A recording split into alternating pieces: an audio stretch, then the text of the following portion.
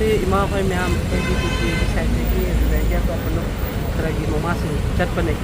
ꯆꯠꯂꯤꯁꯦ ꯑꯇꯩꯒꯤ ꯅꯠꯇꯦ ꯉꯔꯥꯡ ꯊꯣꯛꯈꯤꯕ ꯊꯧꯗꯣꯛ ꯉꯔꯥꯡꯂꯣꯝꯗꯁꯨ ꯃꯦꯗꯤꯌꯥꯗ ꯍꯥꯏꯒꯗꯨꯅꯤ ꯃꯗꯨꯒꯤ ꯃꯇꯨꯡ ꯏꯟꯕ ꯌꯨꯅꯤꯐꯣꯔꯝ ꯋꯥꯂꯥꯒꯤꯗꯤ ꯃꯥꯅ ꯁꯦꯀ꯭ꯌꯨꯔꯤꯇꯤ ꯑꯦꯗꯚꯥꯏꯖꯔꯗꯨ ꯑꯣꯏꯕꯅꯤꯅ ꯁꯦꯟꯇ꯭ꯔꯦꯜ ꯐꯣꯔꯁꯀꯤꯗꯤ ꯃꯥꯅ ꯑꯦꯗꯚꯥꯏꯖꯔ ꯑꯣꯏꯕꯅꯤꯅꯀꯣ ꯃꯉꯣꯟꯗ ꯀꯔꯤ ꯀꯔꯝꯕ ꯒ꯭ꯔꯥꯎꯟꯗꯅꯣ ꯀꯃꯥꯏꯅ ꯇꯧꯔꯤꯅꯣ ꯍꯥꯏꯕꯗꯨꯗꯤ ꯑꯩꯈꯣꯏꯅ ꯋꯥꯔꯤ ꯁꯥꯟꯅꯅꯤꯡꯗꯅ ꯆꯪꯕꯅꯤ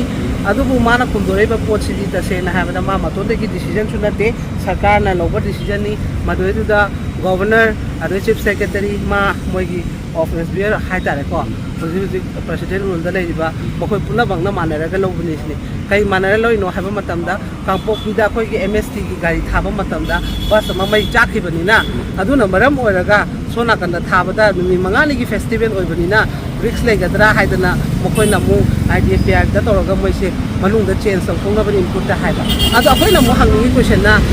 ꯀꯔꯤꯒꯤꯗꯃꯛꯇ ꯑꯩꯅ ꯉꯁꯤ ꯍꯥꯏꯔꯝꯃꯤꯁꯦ ꯁꯔ ꯄ꯭ꯔꯣꯖꯦꯛꯇ ꯀꯔꯤꯒꯤꯗꯃꯛꯇ ꯀꯥꯡꯄꯣꯛꯄꯤꯗ ꯕꯁ ꯑꯃ ꯃꯩ ꯊꯥꯈ꯭ꯔꯦ ꯍꯥꯏꯗꯅ ꯀꯔꯤꯒꯤꯗꯃꯛꯇ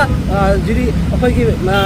ꯁꯨꯔꯣꯏ ꯂꯤꯂꯤꯒꯤ ꯐꯦꯁꯇꯤꯚꯦꯜꯁꯦ ꯎꯈ꯭ꯔꯨꯜ ꯂꯥꯏꯟꯗ ꯀꯩꯗꯧꯕꯩ ꯆꯠꯍꯜꯂꯣꯏꯗꯣꯏꯅꯣꯕ ꯃꯗꯨꯗꯤ ꯔꯤꯖꯅꯦꯕꯜ ꯑꯣꯏꯗ꯭ꯔꯦ ꯃꯣꯏꯅ ꯍꯦꯟꯅ ꯄꯋꯥꯔꯐꯨꯜꯗ ꯂꯩꯔꯤꯕ ꯄꯥꯜꯂꯤꯕ ꯄ꯭ꯔꯁꯤꯗꯦꯟ ꯔꯨꯜꯗ ꯂꯩꯔꯤꯕ ꯒꯣꯚꯔꯅꯔ ꯑꯣꯏꯒꯦꯔꯥ ꯆꯤꯐ ꯑꯦꯗꯚꯥꯏꯖꯔ ꯑꯣꯏꯒꯦꯔꯥ ꯆꯤꯐ ꯁꯦꯀ꯭ꯔꯦꯇꯔꯤ ꯑꯣꯏꯒꯦꯔꯥ DCP ꯑꯣꯏꯒꯦꯔꯥ ꯂꯣꯏꯅꯃꯛꯁꯦ ꯀꯟꯇ꯭ꯔꯣꯜ ꯃꯈꯥꯗ ꯂꯩꯔꯦꯕ ꯑꯩꯈꯣꯏ ꯏꯃꯥꯅ ꯄꯥꯝꯕꯗꯤ ꯇꯁꯦꯡꯅ ꯃꯣꯏꯅ ꯉꯁꯤ ꯍꯥꯏꯔꯛꯄꯗ ꯑꯃꯨꯛ ꯍꯦꯟꯅꯁꯨ ꯁꯥꯎꯅꯤꯡꯕ ꯄꯣꯛꯈ꯭ꯔꯦ ꯃꯔꯝꯗꯤ ꯑꯩꯈꯣꯏꯒꯤ ꯁ꯭ꯇꯦꯠ ꯑꯃꯒꯤ ꯒꯥꯔꯤꯕꯨ ꯃꯈꯣꯏꯅ ꯑꯗꯨꯒꯨꯝꯕ ꯑꯃ ꯊꯣꯟꯒꯤ ꯍꯥꯏꯗꯅ ꯁꯣꯟꯗ ꯆꯪꯍꯜꯂꯣꯏ ꯍꯥꯏꯕꯒꯤ ꯂꯝꯕꯤ ꯑꯣꯏ ꯂꯩꯔꯝꯃꯦꯕ ꯑꯩꯈꯣꯏꯅ ꯍꯥꯏꯅ ꯃꯗꯨ ꯕꯥꯏ ꯐꯣꯔꯁ ꯆꯪꯒꯗꯕꯅꯦꯕ ꯁꯦꯡꯅ ꯍꯥꯏꯕꯗ ꯏꯆꯥꯅꯨꯁꯨ ꯈꯜꯂꯣꯕ ꯅꯪꯅ ꯆꯥꯗꯨꯅ ꯔꯨꯝ ꯂꯝ ꯍꯦꯜꯂꯀꯥꯟꯗꯨꯗ ꯆꯤꯟꯅ ꯍꯥꯏꯕ ꯌꯥꯔꯛꯇ꯭ꯔꯀꯥꯟꯗꯗꯤ ꯈꯨꯠ ꯃꯁꯥꯅ ꯇꯥꯕꯅ ꯑꯗꯨꯗ ꯈꯪꯉꯛꯀꯗꯕ ꯅꯠꯇ꯭ꯔꯣ ꯑꯔꯥꯟꯕ ꯀꯅꯥꯅꯣꯁꯦ ꯃꯗꯨꯗ ꯑꯦꯇꯦꯛ ꯇꯧꯔꯛ ꯇꯥꯔꯒꯗꯤ ꯃꯗꯨꯒꯤ ꯃꯇꯝꯗꯨꯗ ꯐꯒꯠꯍꯧꯒꯗꯕꯅꯦꯕ ꯃꯣꯏꯕꯨ ꯁꯨꯝ ꯃꯣꯏꯅ ꯑꯗꯨ ꯇꯧꯔꯛꯈ꯭ꯔꯕꯅꯤꯅ ꯑꯩꯈꯣꯏ ꯑꯗꯨ ꯇꯧꯅꯤ ꯍꯥꯏꯔꯒ ꯁꯨꯝ ꯂꯩ ꯇꯥꯔꯒꯗꯤ ꯑꯩꯈꯣꯏꯅ ꯍꯤꯡꯉꯤꯕ ꯄꯨꯟꯁꯤ ꯀꯩꯅꯣꯕ ꯃꯣꯏꯅ ꯄ꯭ꯔꯣꯇꯦꯛꯁꯟ ꯄꯤꯒꯗꯕ ꯃꯣꯏꯅ ꯑꯗꯣꯂꯣꯝꯗ ꯋꯥꯈꯜ ꯈꯟꯅꯔꯝꯃꯒꯗꯤ ꯃꯣꯏ ꯂꯩꯔꯤꯕꯒꯤ ꯑꯥꯔꯊ ꯊꯣꯛꯏꯕ ꯒꯣꯚꯔꯅꯔ ꯐꯝꯕꯒꯤ ꯑꯥꯔꯊ ꯊꯣꯛꯏꯕ ꯄ꯭ꯔꯁꯤꯗꯦꯟ ꯔꯨꯜ ꯂꯩꯔꯤꯕꯒꯤ ꯑꯥꯔꯊ ꯊꯣꯛꯏꯕ ꯍꯥꯟꯅꯕꯨꯗꯤ ꯍꯣꯏ ꯁ꯭ꯇꯦꯠ ꯁꯔꯀꯥꯔꯗꯣ ꯂꯩꯔꯝꯕ ꯃꯇꯝꯗ ꯄꯣꯂꯤꯇꯤꯛꯁ ꯒꯦꯝꯅꯤ ꯑꯗꯨꯅꯤ ꯑꯗꯥꯅꯤ ꯑꯩꯈꯣꯏ ꯆꯍꯤ 2 ꯋꯥꯅ ꯈꯥꯡꯉꯛꯑꯦ ꯑꯗꯨꯕꯨ ꯄ꯭ꯔꯁꯤꯗꯦꯟ ꯔꯨꯜꯁꯤꯅ ꯑꯃꯨꯛ ꯅꯤꯌꯣꯝ ꯆꯨꯝꯃꯒꯗ꯭ꯔꯥ ꯍꯥꯏꯗꯅ प्रजा खलम्बनी अदुबु मोय कॉन्सेप्टसु अरमाय लेरगदी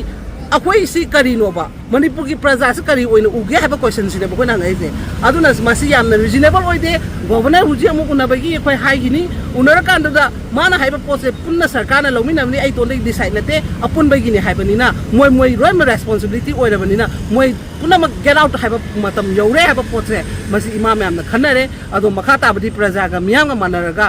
चटमिनरक लंबी अमा थीबा तारे मसीदी यामना कोइदा याम इमोशनल होइबा ngasina mo hena thamoy soeba maramdi यामना ऑफिसर अचौबा गवर्नर न काश्मीर दा फाइट तौरैबा मी दुना ngasi मणिपुर दा करी MST गाड़ी चलहलोय दबगी पोट करी डिसाइड तौरमिनोबा अदो हंगने मोंदा जुजे अदो हंगबगी आ राइट दौरे मो